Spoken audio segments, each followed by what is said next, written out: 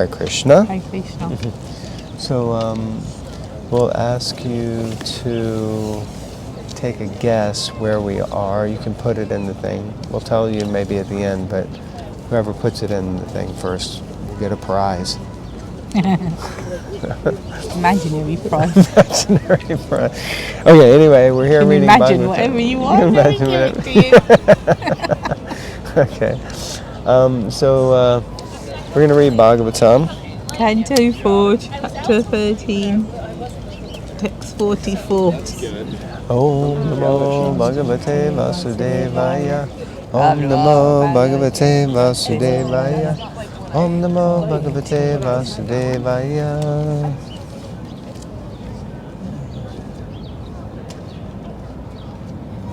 Text 44. A sinful son causes a person's reputation to vanquish.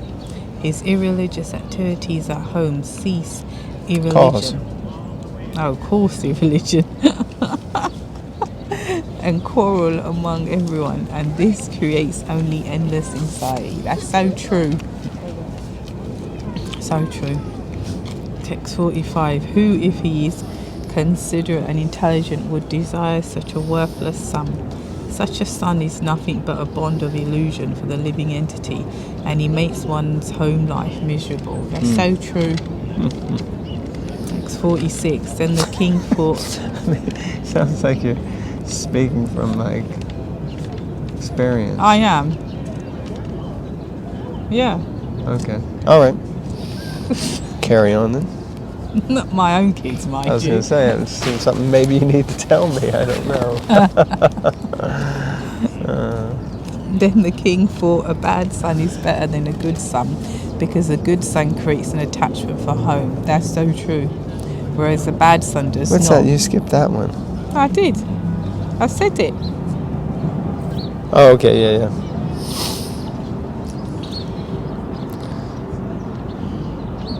A bad son creates a hellish home from which an intelligent man naturally becomes very easily detached. That's sort of true and sort of not true, because material energy is so strong that these people are still attached to that miserable. It's okay. And then if you dare to say anything against a bad son, you've had it, even though they know the truth because they're miserable.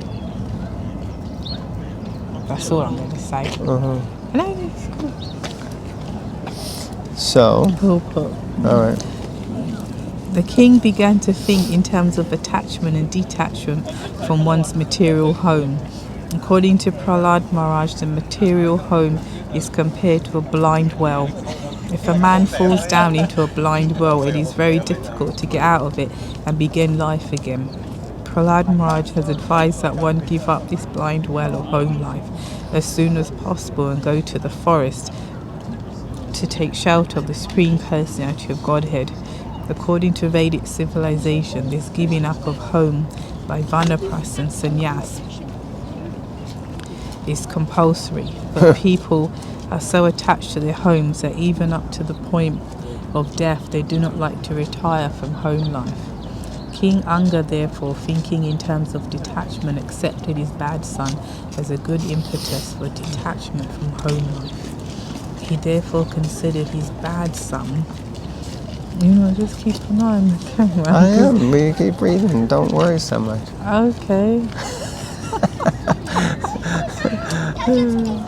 Sorry. Just stop looking at the camera and read. He therefore considered his bad son his friend, since he was helping him become detached from his home. Ultimately, one has to learn how to detach oneself from attachment to material life. Therefore, if a bad son by his bad behavior helps a householder to go away from home, it is a boon. That's true. But obviously I don't have worldly experience, but from the experience I have, I've seen while people are miserable, because who wants horrible children, let's be honest. It's just horrible. But they still, because of Maya and this illusion that we have, they won't give it up. Like you keep bailing your kids out of prison, So you keep like allowing them to come back when they've like lied and cheated. I don't have the money to go buy a brand new iPhone.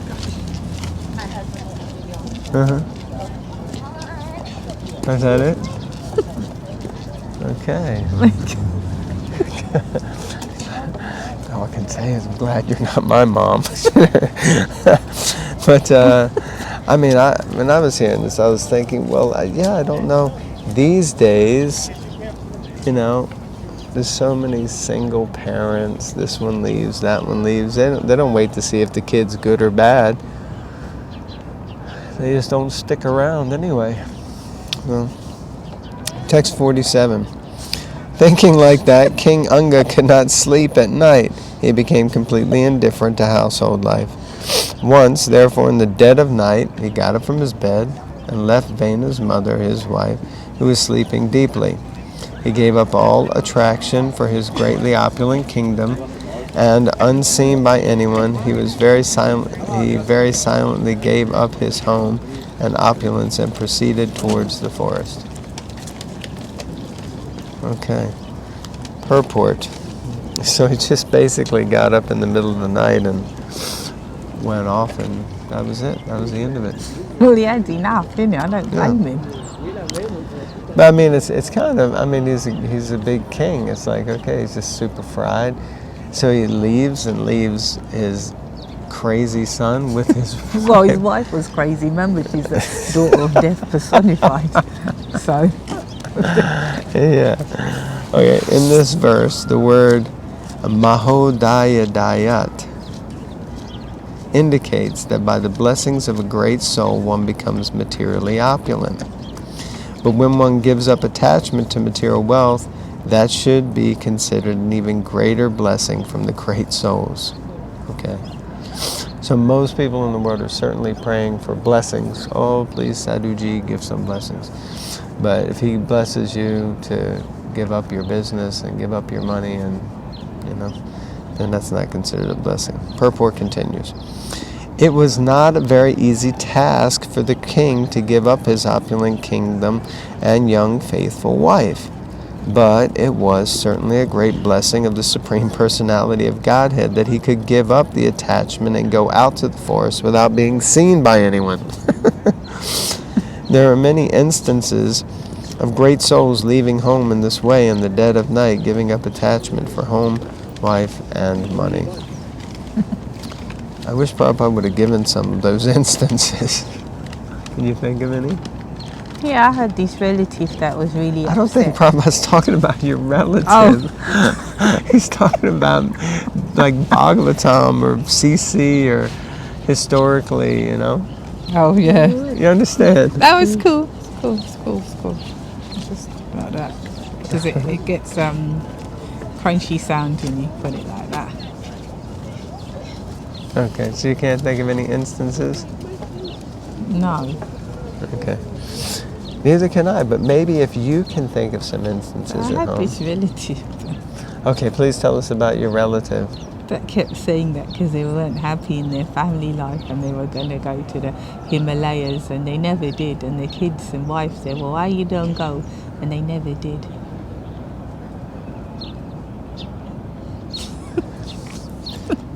Text 48. You want to read? Oh my goodness, what happened? Oh, okay, we've only got, we'll finish the chapter. There you go. What verses, Text 48 or 49. Yeah. Nope, 48. When it was understood that the king had indifferently left home, all the citizens, priests, ministers, friends, and people in general were greatly aggrieved. They began to search for him all over the world, just as a less experienced mystic searches out the super soul within himself. The example of searching for the super soul within the heart by the less intelligent mystics is very instructive. The absolute truth is understood in three different features, namely personal Brahman, localized Paramatma, and the Supreme Personality of Godhead. Such Kuyogina or less intelligent mystics can by mental speculation reach the point of the impersonal Brahman, but they cannot find the super soul who is sitting within each living entity. When the king left, it was certain that he was staying somewhere else. But because the citizens didn't know how to find him, they were frustrated at the less intelligent mystics. Yes, everyone looking for him. What's that? Well, I'm just wondering why I highlighted it. It's, yeah. It says it's certain he was staying somewhere else, but because they didn't, they don't know anything. He could be They don't dead. know, he can. That horrible son could have killed him. That's, I was thinking that earlier, or... And the wife, who's the daughter of death personified. Or, he could have gone off and topped himself. He could have, so many things could have happened. Okay. Any thoughts on that? He didn't want to be found, so they couldn't find him. Okay. Radhe Shyam. I wonder if that's legal here. Yeah, they got bypassed. Yeah, but is this one of them? That I don't know. Well, then, yeah. Okay, text 49, and this is the last verse of this chapter, so we're going to conclude with this. So let's all tune in very closely. When the citizens could not find any trace of the king after searching for him everywhere, they were very disappointed, and they returned to the city where all the great sages of the country assembled because of the king's absence. With tears in their eyes, the citizens offered respectful obeisances and informed the sages in full detail that they were unable to find the king anywhere. So the example here, so let me just do this. Thus end the Bhaktivedanta Purports of the 4th canto, 13th chapter of the Srimad Bhagavatam, entitled Descriptions of the Descendants of Dhruva Maharaj. Interesting. These are the descendants of Dhruva Maharaj. So they all went to the sadhus, They couldn't find the king, and so they thought, okay, so we need help with this situation, and we need to go to the sadhus because they're going to give us the help that we require. Any thoughts?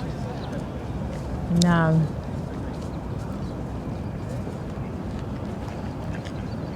Alright, thank you everyone. Sorry. I'm going to wait for him to do his highlighting on his iPad.